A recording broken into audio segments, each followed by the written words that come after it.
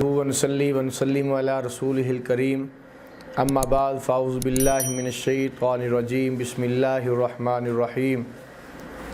मेरे वाजिबुल एहतराम काबिल सद एहतराम अज़ीज़ दोस्तों बुज़ुर्गों भाइयों, मेरे भाइयों दोस्तों बुज़ुर्गों, अल्लाह रब्बुल इज़्ज़त ने हम सब को जो है अल्लाह का लाख लाख शुक्र है कि अल्लाह की ज़ात ने मुसलमान पैदा फरमाया। हज़ूर अलैहिस्सलातु वस्सलाम का जो नबियों के इमाम हैं और आखिरी इमाम हैं, आखिरी नबी हैं, अल्लाह की ज़ात ने हमें बिन मांगे उनकी उम्मत में पैदा फरमाया। इसके ऊपर हम जितना भी अल्लाह की ज़ात का शुक्र अदा किया जाए वो कम है। तो मेरे भाइयों दोस्तों बुज़ुर्गों, अपनी ज़िंदगी भी हम जो है हर कदम संभल के गुजारें। अपनी ज़िंदगी जो है ख्वाहिशात के मुताबिक न गुजारें, बल्कि हज़ूर अलैहिस्सलातु वस्सलाम की सही मानों के अंदर ग़ुलामी के अंदर हमारी ज़िंदगी गुज़रे। ज़िंदगी चूँकि आर्ज़ी है, पता नहीं कब कहाँ किस वक्त जो है किस मोड़ पे हमारी आखिरी शाम हो जाएगी। तो लिहाजा हर मिनट को आखिरी समझें, हर घड़ी को आखिरी घड़ी समझें, हर दिन को आखिरी दिन समझें। मेरे भाइयों दोस्तों बुज़ुर्गों, तीन बातें तो अटल हैं, पक्की हैं। जिस तरह के बादशाह ने अपने एक वज़ीर से सवाल किए, तीन सवाल, उसने कहा ये मेरे तीन सवाल है, इन तीन सवालों के जवाब दे दे। अगर तूने शाम तक इन तीन सवालों के जवाब दे दिए तो बहुत अच्छा, अगर तू मेरे इन तीन सवालों के जवाब न दे सका तो शाम तक मैं तेरी गर्दन उतार दूँगा, तुझे सज़ा दूँगा। अब बादशाह जो होते थे, जो बात कहते थे उस बात को पूरा किया करते थे, यू टर्न नहीं लिया करते थे। चाहे उसमें उनका नफ़ा हो चाहे नुकसान हो, वो अपनी ज़ुबान के ऊपर पक्के हुआ करते थे।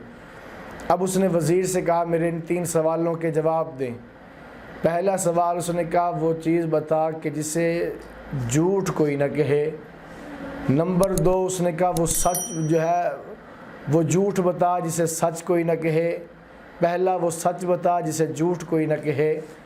और तीसरे नंबर पे उसने कहा वो कौन सी चीज़ है जो बड़े बड़े आदमियों को मामूली आदमियों के सामने मिन्नतें करने के ऊपर, झुकने के ऊपर मजबूर कर देती हैं।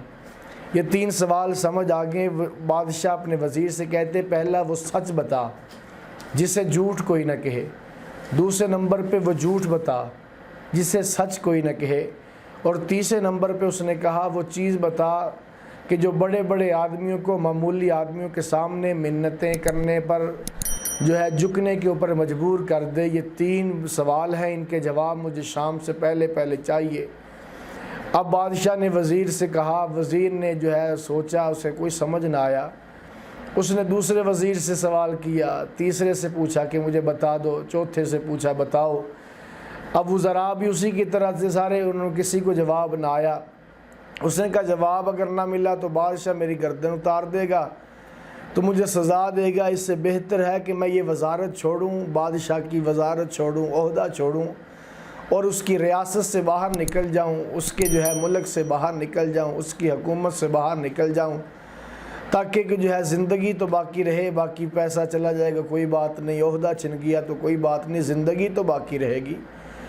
अब जब उसने ये बात की तो उसने जो है कुछ सामान अपना लिया। सामान लेने के बाद अपनी सवारी तेज़ रफ्तार ली, उसे दौड़ाना शुरू कर दिया। दौड़ाते जा रहा है, सवारी दौड़ती जा रही है। अब वो परेशान भी है, इलाका भी, वज़ारत सब कुछ छीनी जा रही है। दोपहर का वक़्त किसी इलाके में पहुंचा, वहाँ पे देखा कि ज़िम्मेदार अपनी फसलों के अंदर पानी लगा रहा था, हल चला रहा था। उसने कहा उसको, बाबा जी को, उसको देखा, किसान को, ज़िम्मेदार को देखा तो उसने कहा कोई पानी है, पानी पीने के लिए दे दो। तो किसान आदमी, उसने कहा कोई मुसाफिर लगता है, कहाँ से आया है, कहाँ जा रहा है।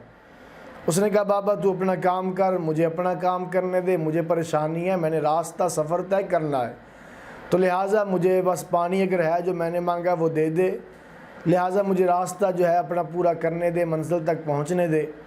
किसान ने कहा कोई परेशान लगता है, कोई टेंशन है, कोई बात है तो बता, परेशानी बताने से काम होती है, हो सकता है मैं तेरा कोई हल निकाल दूँ। उसने कहा तू कैसे हल निकाल सकता है, हम वज़ीर लोग हैं, हमसे बादशाह ने सवाल किया है, वो तीन सवाल, उसने कहा इनके जवाब लेके आओ, हम वज़ीर हैं, हमें वो सवालों के जवाब ना आए, तू ज़िम्मेदार किसान आदमी है, तुझसे इन सवालों के जवाब कहाँ से आएंगे। तो मेरा तख़य्युल कि उस किसान बाबे ने कहा होगा, اس نے کہا تم تو وزیر بن ہی جاتے ہو چاہے تمہیں سورہ اخلاص بھی نہ آئے، ہمارے ملک کے وزیر بھی ایسے رہے ہیں کہ سورہ اخلاص قل هو اللہ بھی ان کو نہ آئی۔ اس نے کہا بتا، اس لیے کہ پہلے لوگ جو ہوتے تھے، جو بوڑھے لوگ ہوا کرتے تھے، ان کے پاس اتنا علم ہوتا تھا، اس لیے کہ علم کا شوق تھا، دین کا شوق تھا، ان کے پاس علم اتنا ہوا کرتا تھا شاید جتنا آج کل کے عام جو ہے پڑھے لکھے کے پاس بھی اتنا علم نہیں ہے جتنا ان کے پاس ہوا کرتا تھا ذمہ دار کسانوں کے پاس۔ اندازہ کریں پھر اس وقت کے علماء کا کیا حال ہوگا، اس وقت کے دینداروں کا کیا حال ہوگا کہ عام آدمی کے پاس بھی اتنا علم ہوتا تھا۔ اور ویسے بھی علم حاصل کرنا چاہیے، کیونکہ اتنا علم حاصل کرنا ہر مرد کے عورت کے اوپر ضروری ہے کہ جس سے وہ اپنی 24 گھنٹوں کی زندگی اللہ کے حکموں پہ، نبی کے طریقوں کے مطابق گزار سکے۔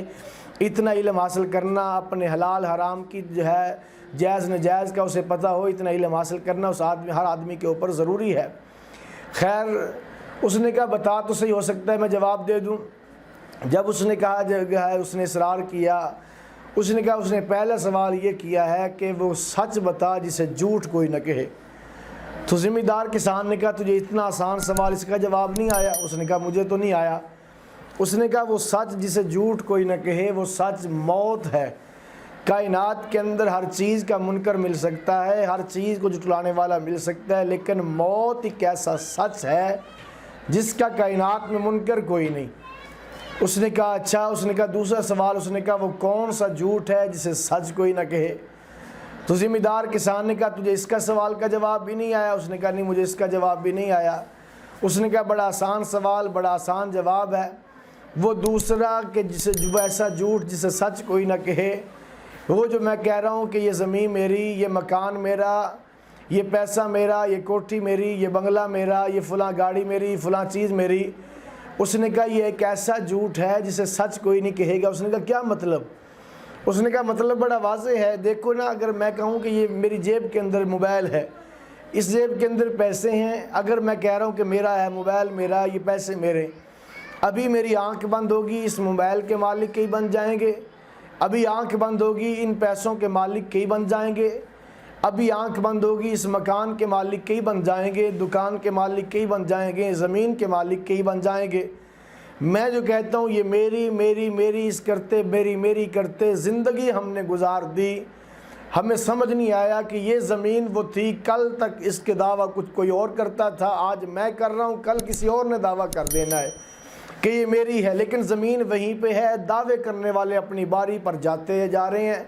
تو معلوم یہ ہوا یہ جو کہہ رہا ہوں میری میری، اس کے اوپر ہم نے ایک دوسرے بائی کا گربان پکڑا ہوا ہے، ہم نے ایک دوسرے کے اوپر قطع تلقی کی ہوئی ہے، رشتہ داریاں توڑی ہوئی ہیں کہ یہ میری یہ میری یہ میری ہے، حالانکہ یہ کسی کی بھی نہیں ہے۔ کتنے آج سے 40 سال پہلے میرے مکان کے مالک کوئی اور تھے، آج میں ہوں، 40 سال کے بعد، 40-50 سال کا عرصہ گزرنے کے بعد اسی مالک کے مکان کے مالک کوئی اور ہوں گے۔ میں قبروں کے اندر چلا جاؤں گا، مالک میں نہیں ہوں، اس لیے کہ مالک کون ہے؟ اللہ کا قرآن کہتا ہے للہ ما فی السماوات و ما فی الارض، زمین آسمان کے اندر جو کچھ بھی ہے اس کا مالک تنہا اللہ کی ذات ہے۔ یہ جو اوپر آگے دعوے کرتے جا رہے ہیں یہ بس اپنا ٹائم پاس کرتے ہیں، جتنی دیر تک اوپر بیٹھے ہیں مالک ہے، چلے جائیں گے، اس کے مالک کوئی اور بن جائیں گے۔ اس کسان بابے نے کہا کہ جی دوسرے سوال کا جواب، یہ جو کہہ رہا ہوں میری میری دکان کار کوٹھی بنگلہ فلاں فلاں چیز میری ہے، یہ ایک کائنات کا ایسا جھوٹ ہے جسے سچ کوئی نہیں کہے گا۔ وزیر نے اپنا بیگ نیچے رکھا، اس نے کہا میں ایسے وزارت چھوڑ کے جا رہا تھا، ملک چھوڑ کے جا رہا تھا، میرا تو کام بن گیا۔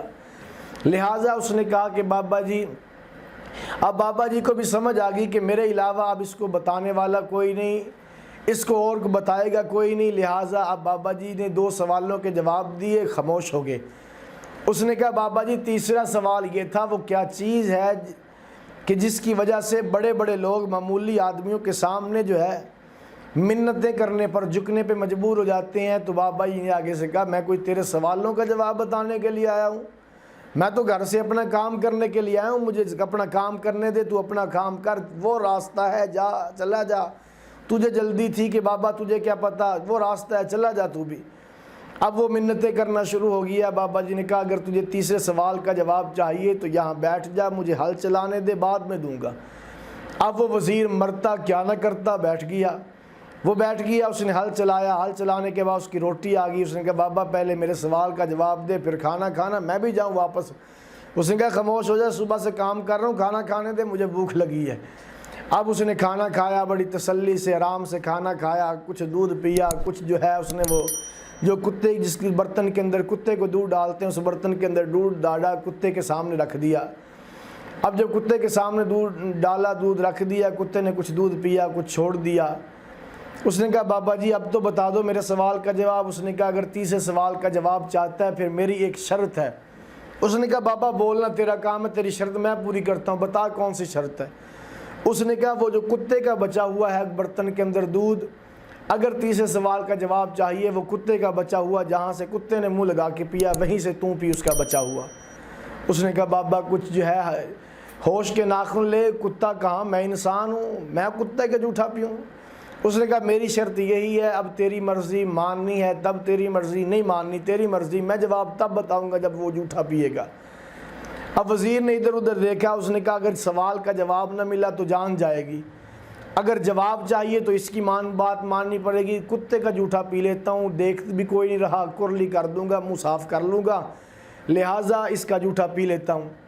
اب اس نے جو ہے وہ برتن اٹھایا, کتے کا جھوٹا جیسے پینے لگا تو اس نے کہا کہ تیسرے سوال کا جواب مل گیا. اس نے کہا تو نے کون سا بتایا. اس نے کہا میں نے تیسرے سوال کا جواب تجھے بتا دیا. اس نے کہا کیسے بتا دیا. اس نے کہا تیسرا سوال تیرا یہ تھا وہ کون سی چیز ہے جو بڑے بڑے آدمیوں کو, معمولی آدمیوں کے سامنے منتیں کرنے پر مجبور کر دیتی ہے, جھکنے پہ مجبور کر دیتی ہے. اس نے کہا وہ ہے غرض, مجبوری. اگر کسی آدمی کو کوئی مجبوری کسی آدمی سے پڑ جائے نا تو عام آدمی بھی بڑا جو ہے اس کے سامنے کر کے کھڑا ہوتا, نہیں جی نہیں میں یہ کام نہیں, وہ کہتا ہے یا کر دے میرا کام, نہیں نہیں میں نہیں کرتا تیرا کام, نہیں میرے پاس وقت نہیں ہے, میرے پاس میں فارغ نہیں ہوں. اس نے کہا یہ تیسری چیز مجبوری ہے, غرض ہے. اگر کسی سے غرض پڑ جائے, اللہ نہ کرے کسی سے مجبوری پڑے, غرض پڑے, اگر کسی سے غرض مجبوری پڑ جائے تو پھر لوگ ایسے ہی کرتے ہیں, اپنی پھر منمانی کرتے ہیں, پھر اپنی باتیں منواتے ہیں. اسے پتہ یہ پھنسا ہوا ہے, اب یہ میرے علاوہ کسی اور کے پاس جا نہیں سکتا, تو لہٰذا اس سے جو کروانا کروا لوں, جو اس سے منوانا منوا لوں. یہ مان لے گا اس لیے کہ اس کو میرے ساتھ مجبوری پڑ گئی, غرض پڑ گئی ہے.